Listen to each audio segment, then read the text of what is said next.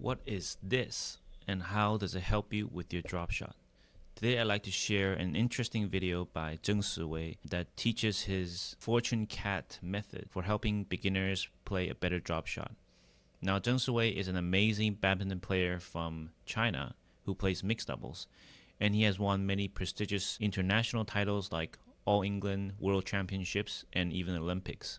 Let's take a look at some of the main points of his tutorial.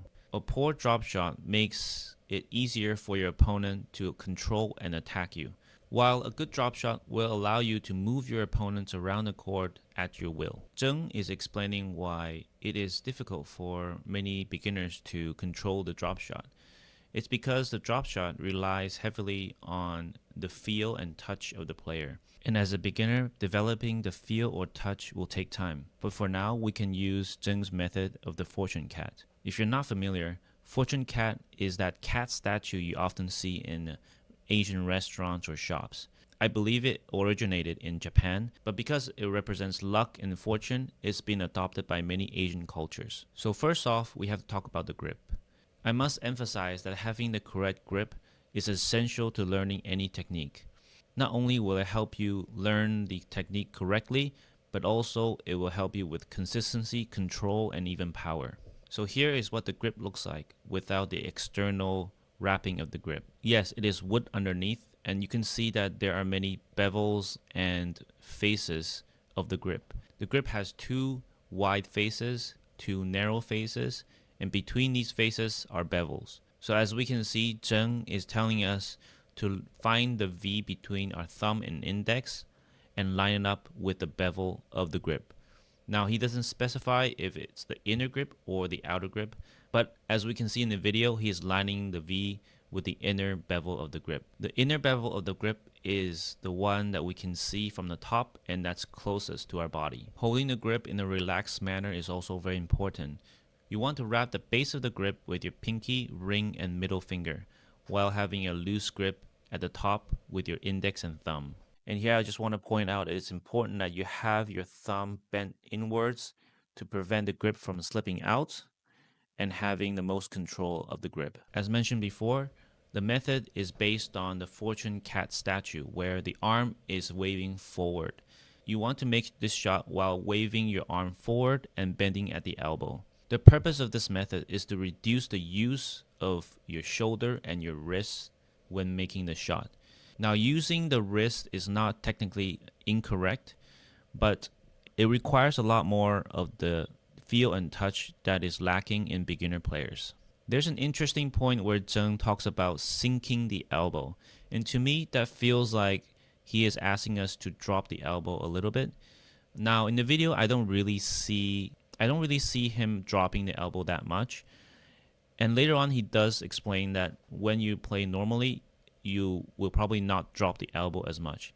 But I think he mentioned this because he wants us to focus more on the movement of the elbow and the forearm instead of the shoulder and the wrist. Zheng even demonstrates some of the common mistakes made by beginners. And as we can see by his demonstration, that beginners tend to play the drop shot with a very stiff arm and using too much of the shoulder. It looks like you're pushing the shuttle forward, which means that you're not really putting a good angle on the shot. It's not going in a downward direction as much, and it is very difficult for you to control the length of the shot and tends to land too long or too far into the court. Something that Zheng didn't really mention in the video is the contact of the shuttle. As we can see when he is making the shot, he strikes the shuttle at a slight angle and not a square one. Making the drop shot at a square angle is honestly very difficult because it tends to make the shot go a lot further, and a lot of beginners try to compensate this by slowing down the swing speed, which results in the shot not going over or making a very slow and lobby kind of shot, which is vulnerable to being attacked by the opponent. And changing the swing speed so drastically also decreases the consistency of the shot. So it is recommended that you play the drop shot with a slice when contacting the shuttle. And this slice really acts as a buffer to the swing speed. So even if you swing a little bit quicker, your shot is not going to go too far. But be careful not to overdo with the slice, and you will know if you are overdoing with the slice because the shot will dive down quickly and not make it over the net. Another thing worth mentioning is the direction of the shot. So because we're slicing and contacting the shuttle from the right side, the shuttle will tend to go a little bit to the left.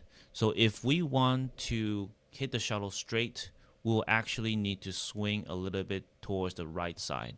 Now, I don't recommend beginners intentionally trying to swing to the right side. I think the best thing to do is just trying to practice the technique and see where your shot goes.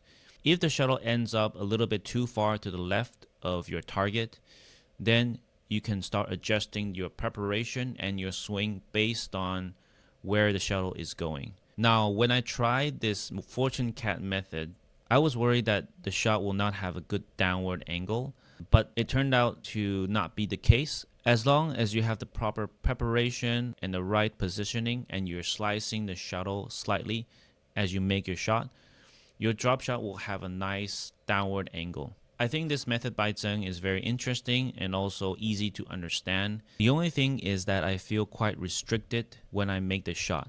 As in, I can make a good shot only when I'm in a very specific position, which is directly behind the shuttle, and when I'm completely in balance. Realistically, in more advanced games, you're going to have to use a bit more of the wrist to be able to hit drop shots from different positions and different situations.